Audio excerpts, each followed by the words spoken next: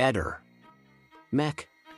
Pallister. Il corpo di Liliana Resinovic verrà riesumato per effettuare una nuova autopsia, ad oltre 2 anni dalla sua morte. L'ex comandante dei RINS di Parma, Luciano Garofano, è stato ingaggiato come consulente dal marito della Resinovic, Sebastiano Visintin, al fine di collaborare con l'antropologa forense Cristina Cattaneo nella superperizia sul cadavere della donna.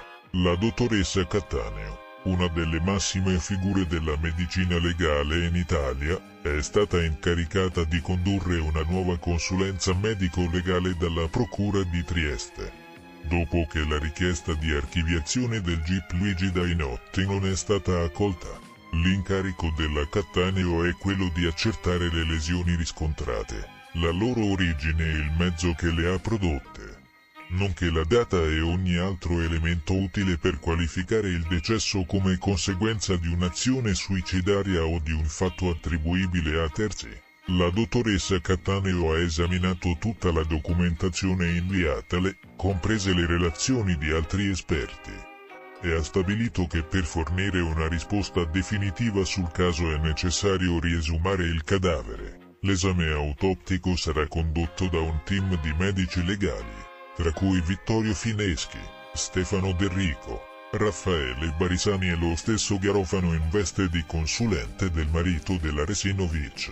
L'obiettivo è quello di scoprire nuovi elementi, soprattutto riguardo alla causa del decesso. Garofano pone l'accento sul fatto che, secondo il medico legale Fulvio Costantinides, la morte sarebbe stata causata da uno scompenso cardiaco dopo un'insufficienza respiratoria, ma sottolinea che è stata trovata una possibile asfissia meccanica. Inoltre, c'è il mistero delle lesioni sul volto della donna e la domanda se siano state causate al momento della morte o in un momento precedente. Sebastiano Visintin ha sempre sostenuto che sarebbe stata preferibile una cremazione rapida del corpo della moglie, ma ora, se la riesumazione è necessaria per fare chiarezza sulla morte di Liliana, non si opporrà. Non si opporrà anche perché comunque non ci si potrebbe opporre alle decisioni della Procura. In ogni caso Cristina Cattaneo, che nella sua carriera ha le sue luci e le sue ombre, se ha deciso di far riesumare il corpo,